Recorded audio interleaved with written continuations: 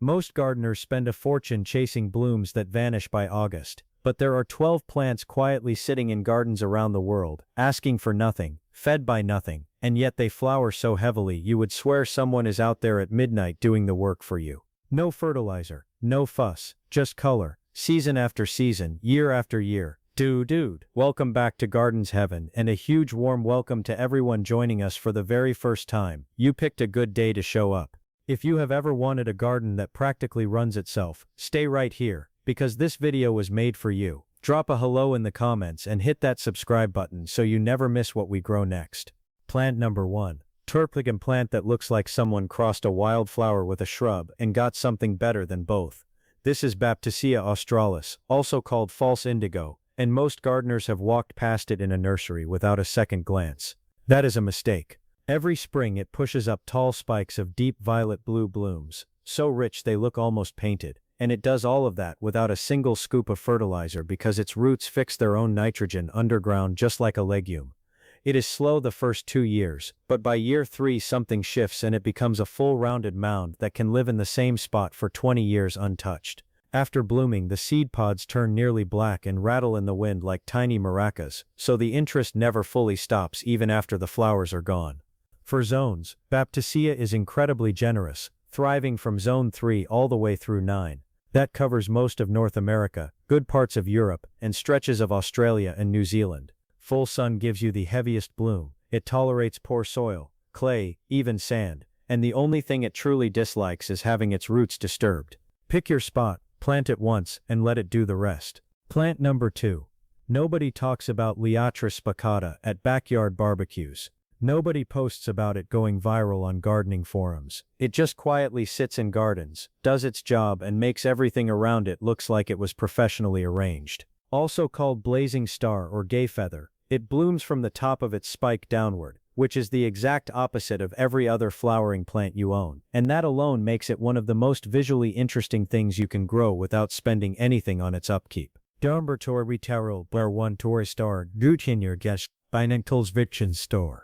You are not just growing a plant, you are building a living ecosystem in whatever corner you put it in, and through all of that activity, through summer heat and dry spells, it never once asks you for fertilizer because its corm, the bulb-like base underground, stores everything it needs to perform season after season. Zones 4 through 9 is where Liatris truly lives its best life, which again covers an enormous range of climates. It wants full sun and well-drained soil, and that is genuinely the full list of requirements. Wet, soggy roots in winter are its only real weakness. Get that right and you will have tall, dramatic purple spikes returning every summer like they never left. Plant number 3. Most people see Nymphotophia ovaria for the first time and think someone stuck a lit torch into the ground and walked away. The blooms are that dramatic. Tall, upright spikes that graduate from deep red at the top to soft yellow at the base, which is why most people know it as red-hot poker or torch lily. But here is what the name does not tell you. This plant is one of the toughest, most self-sufficient perennials on the planet, and it has been growing in gardens since the 1700s without anyone figuring out a way to kill it with neglect. The mindset shift with Nymphotophia is this. Most gardeners treat their garden like a project. This plant treats your garden like its permanent home. It spreads slowly by offsetting from the base, building a bigger and bolder clump every year. And the hummingbirds that come to feed from those torches will make your garden feel more alive than any ornament or feature you could buy. Which performs best in zones 5 through 9 and wants full sun with soil that drains well. Sandy or gritty soil actually suits it better than rich amended beds because too much fertility makes it lazy and floppy. So ironically, the less you do for this plant, the more upright and stunning it stands. That is the kind of relationship every gardener deserves. Plant number 4. Cholera involucrata does not grow upward like most flowers. It sprawls, it wanders, it sends long trailing stems in every direction across the ground, and then it covers itself in magenta pink cups, so vivid and so perfectly shaped they look like someone pressed them out of silk. Common name is wine cups, and once you see it in full bloom you will understand immediately why nobody who has ever grown it has ever removed it.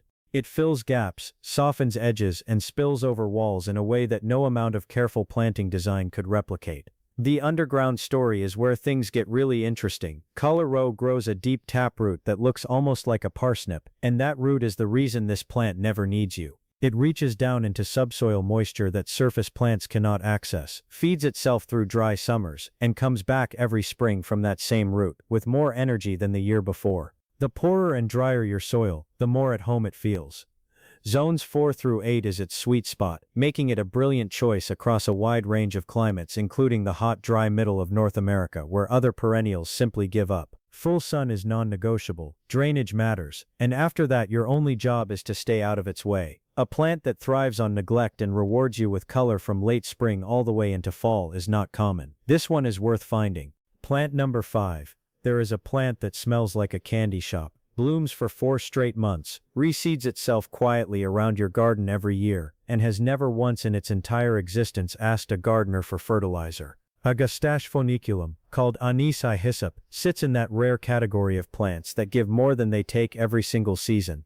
The blooms are tall purple-blue spikes that rise above soft aromatic foliage, and from midsummer all the way into early fall, your garden will look like something bees and butterflies, specifically designed for themselves. What this plant carries into your garden is abundance without effort. Most flowering perennials peak and then quietly fade.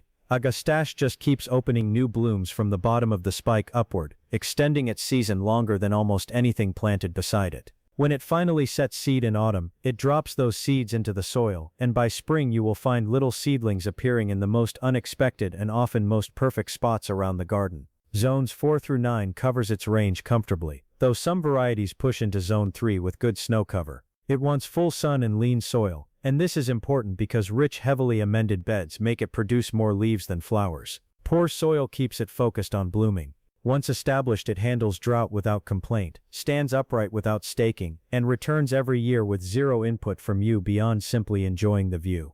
Plant number 6. Perennials muticum does not get talked about enough, and that is honestly a gardening crime.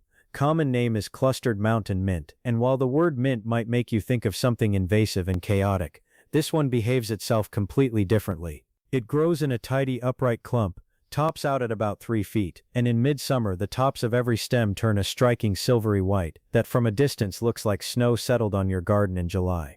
The actual flowers are tiny, but the silver bracts surrounding them create a visual effect that stops people mid-conversation. While every other plant in your garden is quietly competing for pollinators, Perennials is winning the competition without even trying hard. Studies have recorded over 60 species of native bees visiting this single plant over a single season. 60. It is not just a garden plant at that point, it is infrastructure. And through all of that giving, through all of that activity and heat and wildlife traffic, it never once pulls from a fertilizer bag to keep performing. Zones 4 through 8 is where it thrives most confidently, handling both cold winters and humid summers without missing a beat. Full sun to part shade gives you flexibility that most perennials simply do not offer. Soil quality is almost irrelevant to this plant as long as drainage is reasonable. It spreads gently by rhizome over time, filling space in a way that feels intentional rather than invasive, and every inch it covers is an inch your garden looks after itself. To Brutuum, you are halfway through this list, and the plants coming up in the second half are the ones most gardeners have genuinely never heard of. Before we get there, if this video is already changing the way you think about your garden, hit that like button right now, and drop the name of your favorite plant so far in the comments below. And if you are not subscribed yet, do that now because we post videos like this every single week right here on Gardens Heaven. Plant number 7. Vernonia novaboracensis carries a name that sounds like it belongs in a science lab, but grows like it belongs in a dream. New York ironweed is what most people call it, and the name comes from the stems which are so strong and woody that cutting them back feels like arguing with a fence post. But what sits on top of those iron stems is one of the most electric shades of deep purple you will ever see in a garden. Tight clusters of blooms that arrive in late summer exactly when most other perennials are winding down and calling it a season. Dunland. This plant operates from its stubbornness in the best possible way. It does not need rich soil, it does not need feeding, and it does not need water beyond what the sky provides once it settles in. Its deep fibrous root system anchors into the earth so firmly that wind, drought, and poor soil become completely irrelevant conversations. Monarch butterflies in their late summer migration treat ironweed like a fuel station, and watching that happen in your own backyard is the kind of thing that makes you forget you ever stressed about a garden budget. Dunland. Zones 4 through 9 gives it an enormous range covering cold northern climates and warm southern gardens with equal comfort. It wants full sun and tolerates wet soil better than most perennials on this list, making it genuinely useful in low spots or rain garden areas where other plants refuse to cooperate. Tall, dramatic, late blooming, and completely self-sufficient. Vernonia is the plant your late summer garden has been missing without knowing it. Plant number 8. Fertilizer ambigua goes by the name Desert Globe Mallow, and it carries itself with the quiet confidence of a plant that has survived conditions that would finish off most things you own. The blooms are small, cupped flowers in shades of coral, apricot, and burnt orange that appear in such numbers along every stem that the whole plant looks like it caught fire in the most beautiful way possible. It blooms in spring, takes a brief rest in peak summer heat, and then comes back for a second round in fall like it forgot it was supposed to be done for the year. The mindset here is survival turned into spectacle. This plant evolved in some of the harshest desert terrain in North America, where soil is essentially gravel and rain is a rumor. That background means your average garden, no matter how neglected or dry, feels like luxury accommodation to Fertilizer. It needs no fertilizer because rich soil is genuinely foreign to its nature. Feed it and you get soft floppy growth. Ignore it and you get a compact breathtaking shrub covered in color twice a year. Zones 5 through 11 makes it one of the widest ranging plants on this entire list, and that range toward the higher numbers makes it especially valuable for gardeners in hot dry climates who struggle to find perennials that actually return reliably. Full sun is essential, sharp drainage is non-negotiable, and once established it runs entirely on rainfall. A plant that blooms twice, needs nothing, and thrives where others fail, is not a compromise, it is the upgrade.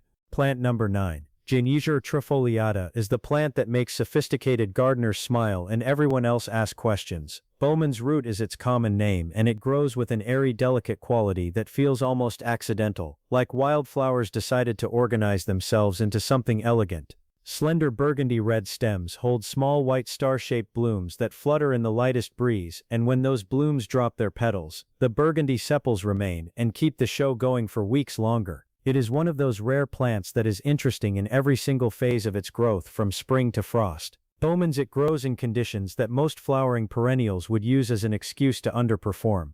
Dry shade, the single hardest combination in any garden, is something this plant handles with complete composure. No fertilizer, no supplemental watering once established, no dividing, no staking. It simply rises every spring, does something quietly beautiful for months, and then fades back into the ground like it was never there, only to return next year more impressive than before. Zones 4 through 8 is its comfortable range, with particular strength in woodland garden settings, where dappled light and dry root competition from trees make life difficult for most plants. It wants well-drained soil and looks its absolute best when planted in groups of 3 or more, where that airy fluttering effect multiplies into something that genuinely stops your mid-step. If your garden has a shady corner you have given up on, Anise is the answer you did not know you were looking for. Plant number 10.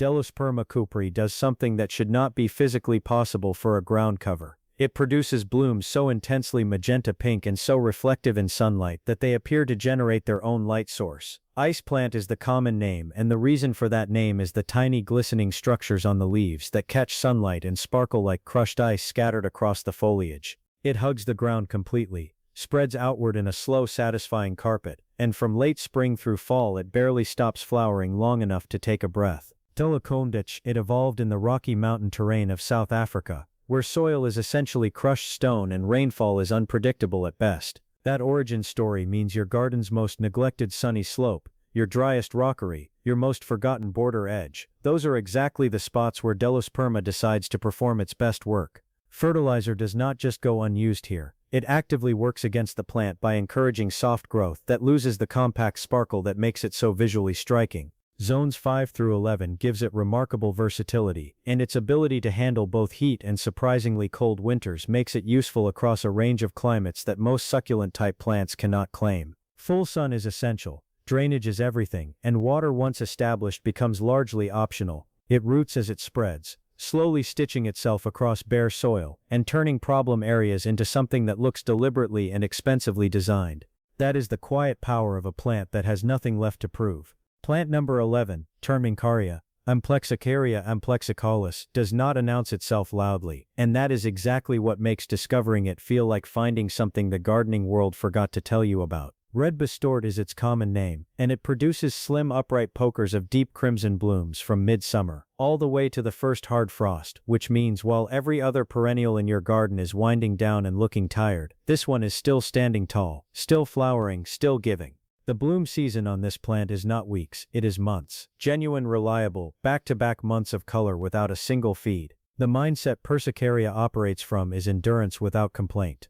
It grows into a large, bold clump with big architectural leaves that suppress weeds underneath them, meaning it is doing two jobs simultaneously while asking you to do none. It handles clay soil, it handles part shade, it handles wet feet in winter, and it handles the kind of summer heat that sends gardeners indoors. That combination of tolerances is genuinely rare in a plant this ornamental and this generous with its blooms. Zones 4 through 9 covers its range confidently, making it accessible to the vast majority of gardeners regardless of climate. It wants reasonable drainage, but beyond that the list of requirements is almost embarrassingly short. No fertilizer, no staking, no dividing for years, and no anxiety about whether it will return because it always does, always bigger, always better than the season before. A plant that blooms for 4 months straight and improves with neglect is not a plant, it is a strategy. Plant number 12.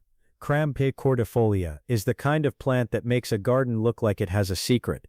Giant sea kale is what people call it when they bother to call it anything at all, because most gardeners simply point at it and stare. In late spring it sends up branching clouds of tiny white flowers on stems that can reach 6 feet tall, creating a visual effect that looks less like a garden plant and more like someone suspended a white mist above your borders, and left it there for weeks. It is dramatic at a scale that most perennials never approach, and it achieves all of that entirely on its own terms. The mindset Crampe brings to your garden is confidence bordering on arrogance, and it earns every bit of it. The roots go down so deep into the earth that drought becomes a non-event.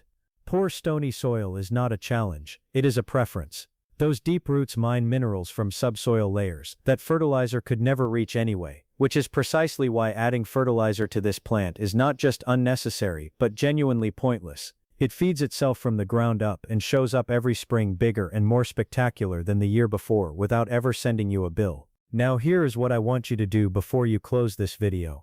Go back through this list and pick the one plant that fits the hardest spot in your garden. The dry corner, the shady edge, the slope nothing survives on. Because somewhere on this list is a plant that was practically designed for that exact problem, and it will solve it for free season after season, without a single bag of fertilizer in sight. If this video opened your eyes to plants you had never considered before, hit that like button because it genuinely helps this channel reach more gardeners who need exactly this kind of information. Subscribe to Gardens Heaven if you are not already part of this community, because we come back every week with the kind of garden knowledge that saves you money and transforms the way you grow.